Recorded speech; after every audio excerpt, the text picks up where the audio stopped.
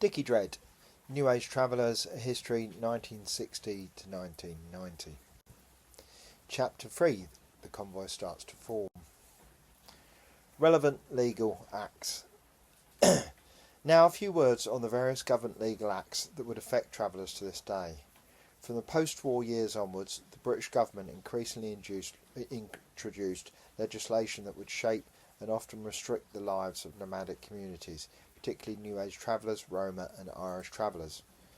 Caravan Sites and Controller Development Act in 1960.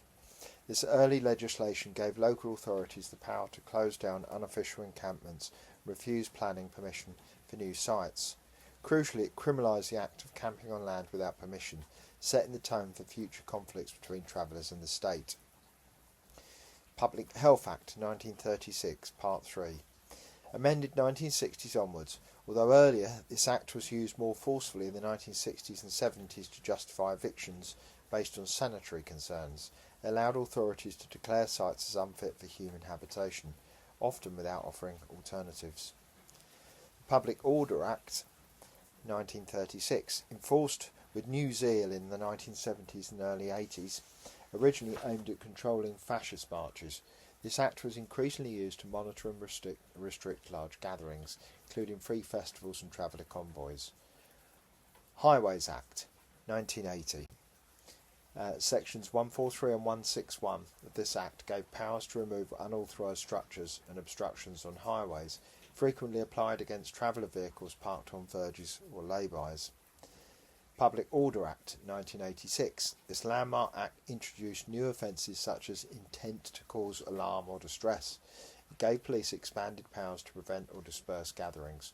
Although not targeted solely at travellers, its provisions were frequently used to break up camps and free festivals, particularly in the wake of the Battle of the Beanfield in 1985. By 1990, the groundwork had been laid for even more draconian laws to follow, culminating in the Criminal Justice and Public Order Act of 1994. But the traveller community had already been subject to escalating restriction under these earlier statutes. Before the 1990s, traveller culture operated in a legal grey zone, especially in relation to vehicles and personal identification. Many travellers lived in converted buses, lorries, ambulances and other ex-military or commercial vehicles, often purchased cheaply at auctions or scrapyards. These vehicles were frequently adapted with wood burners, bunks, water tanks and solar panels, blurring the line between transport and residence. While some were taxed and MOT'd, many were not, sometimes by necessity, sometimes by choice. As enforcement varied wildly by region, legality often depended on whether the local police or council wanted to push the matter.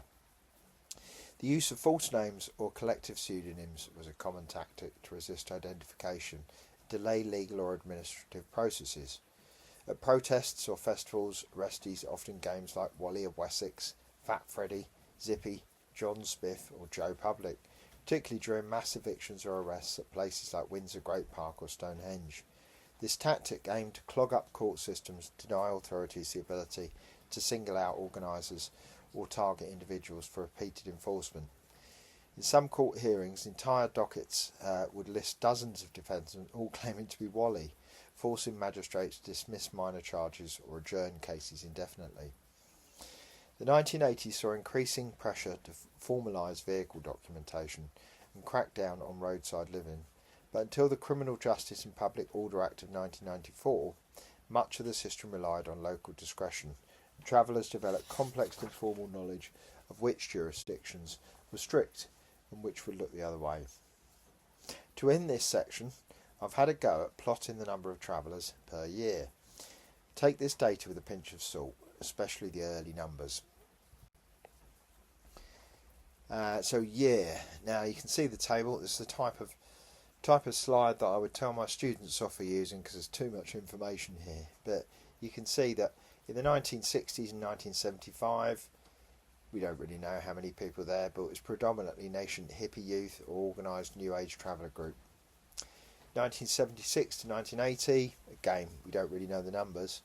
Early emerging travellers, post Deeply Vale, Windsor, Glastonbury, few hundreds to low thousands. 1981, around 500 to 1,000, growing visibility at free festivals like Stonehenge and Glastonbury. 1982, about 1,000 to 2,000, increased nomadic presence and the peace convoy activity. 1983, 2,000 to 3,000, Stonehenge gatherings draw more settled travellers. 1984, about 3,000 to 5,000, more convoys wintering, councils begin to track the numbers. 1985, about 5,000 to 7,000. After Battle of the Beanfield movement grew in politicised profile, and we'll talk about that later. 1986, 6,000 to 8,000. Rising homeless youth, poll tax protests, legal pressure increasing. 1987, 7 to 9,000. Convoys moving regularly between festivals and protest camps. 1988, 8 to 10,000. Authorities estimate in UK per parliamentary debates. 1989 to 90, about 8 to 10,000. It's a stable level of traveller community prior to the 1990s crackdowns. And there's some notes I've made on the table. Before the early 1980s, the New Age traveller identity was not yet crystallised. People moved between festivals and communes, no formal counts existed. Estimates between 1960 and the 1980s remained speculative, but the movement clearly expanded to scale post-Windsor, Stonehenge from 1974 onwards, and after the 1980 protest sites and convoys. According to debates in the House of Lords in May 1992, traveller community is mushrooming, appearing between 8 and 10,000. These figures refer specifically to those identifying with the New Age traveller subculture, not traditional Gypsy, Roma or Irish traveller ethnic groups, which numbered around 300,000 in total UK. Government tracking and official data remained informal or qualitative until the Criminal Justice and Public Order Act in 1994 prompted more formal documentation. These estimates should be taken as broad approximations indicating growth patterns rather than precise population data. Movers and shakers. Among the most striking and surreal sights on the road was the Tibetan-Ukrainian mountain troop, a travelling theatre of collective known for absurdist plays, fire rituals, street performance and heavy politics disguised in slapstick and smoke bombs. Formed in the 1970s and active through the 1980s and beyond, they were equal parts circus and insurrection. Note of interest the spelling of Ukrainian without the I. Well spotted, Dave Stuck. Their bus was a rolling art gallery, stuffed with papier-mâché props, juggling gear, puppets and a crude PA that ran off leisure batteries and prayer. They set up at festivals, squats, peace camps, anywhere people gathered. The shows were anti-nuclear, anti-authoritarian, wildly imaginative, often hilarious and sometimes a bit unsettling. They were a mobile myth-making machine and helped to link the worlds of theatre, direct action, traveller life and punk resistance. They turned protest into carnivals, confrontations into strange rituals. The Digger Bus, the Jambutti Express, the Tribe of the Green Goddess, the Rainbow Village Crew, the Fraggle Tribe, Here and Now, Witch Space, the Magic Carpet Ride. These weren't just vehicles, they were statements, families and networks. Each had their own rules, myths, tools and legends. They didn't just drive, they made spaces for birth, for death, for protest, for parties. You could live for years without an address, just moving from gathering to gathering, farm track to moor edge. Some key figures include Sid Rall and Wally Hope, we have already met. Penny Rimbold, Crass founder. Darl House elder. Punk mystic. His essays, performances and personal rigour shaped the anarcho-traveller crossover. Many road kids learned how to live from crass lyrics before they even met another traveller. Phil the Beer, mechanic, storyteller and welder of dodgy engines, a regular at Megham Fair and early Stonehenge events. He was known for patching cracked blocks with clay and always having a warm can of Tennent's in his hand. Decca Lynn, a creative and politically active figure in the 1980s and 90s, known for converting old buses, like vividly painted Leyland Titans, into mobile homes and social hubs. She was a regular presence at gatherings, though less documented in mainstream media. She was remembered for her activism around land rights and anti-authoritarian causes. Helen the Hat, a young traveller and key witness to the 1985 Battle of the Beanfield. At 19, she was assaulted during the police crackdown and later joined a lawsuit against Wiltshire Police. Her powerful testimony, featured in the documentary Operation Solstice, offers a deeply personal account of the violence and injustice faced by the peace convoy, preserving a vital voice from the Free Festival movement's most harrowing day. The Dogma Tribe, early road protesters who later became known for the Twyford Camp and anti-road resistance in the 1990s, but their roots trace back to Green Gathering and squatted moorland sites in the west. Dave Stuck, a British artist renowned for his vivid paintings documenting the UK Free Festival scene from the late 1970s through to the 80s. His works capture iconic moments and figures from gatherings, such as Stonehenge Free Festival, with several pieces featured on the UK Rock Festival archive, including images from the 1979 event. Dave has produced over 150 drawings and paintings that chronicle the atmosphere and participants of these festivals. His artwork continues to be displayed at events, and his pieces are prominently featured, including in my gaff. Dave Fawcett, RIP 2011, a respected figure in the Free Festival and Traveller movement. Dave Fawcett is best known for his involvement with Traveller mechanics and his documentation of alternative homes. He authored Traveller Homes, see Fawcett 2012 in the bibliography, a landmark publication on mobile living spaces. While widely remembered in traveller circles, concrete citations of alleged workshops, specific vehicle names, or appearances at early festivals such as Elverston Castle remain anecdotal. Dave is also famous for taking copious amounts of photographs of traveller rigs. Ubi Dwyer, RIP 2001, the Irish anarchist, mystic and key investigator of the Windsor Free Festival. Ubi had a messianic streak and a gift for stirring things up, chasing with authority regularly, clashing. His fierce, sometimes confrontational energy got him arrested, banned and revered. The Mutoid Waste Company founders, while more often linked with the late 1980s and beyond, several early members, for example Joe Rush, had roots in the late 1970s squatter traveller overlap, hauling part pieces and scrap culture in repurposed military trucks.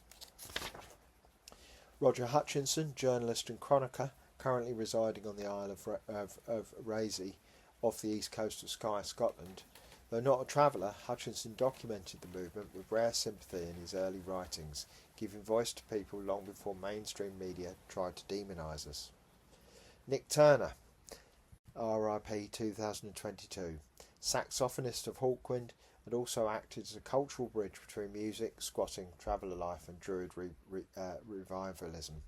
Frequently involved in the non-official gatherings and festivals, often organising logistics for stages or gear. Ken Campbell, RIP 2008, avant-garde theatre director and performer. His science fiction theatre of Liverpool influenced many road-bound performance troupes. Not a traveller per se, but a cultural lightning rod for many who were. Phil Free, later of Crass, but pre-Convoy, he was involved in road-based living, squats and small festivals. Often worked as a link between punk squats and psychedelic remnants of the festival scene. Peter Cadogan, RIP 2007, radical political thinker and activist, involved in early London squatter networks and helped formulate ideas around mobile communes and parallel society.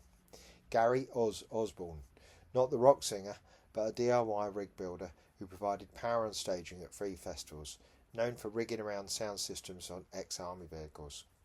Grizzly Dave Kendrick, a towering figure on the road, known for his distinctive bus, painted head to toe in pagan symbols and festival dates, said to have kept the most accurate mental map of where everyone was heading.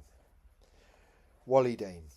If Wally Hope was the dreamer, Wally Dean is the firekeeper, a grounded, stubborn figure who helped keep the practical side of the traveller movement rolling throughout breakdowns, busts and burnout. Not much was written about him in the mainstream press, but in the sites, everyone knew Wally Dean. He was a fixture at early Stonehenge festivals and then Windsor Free gatherings, often seen in a tattered Afghan coat, coaxing dying engines back to life and passing around tea brewed over a smoky oil drum fire.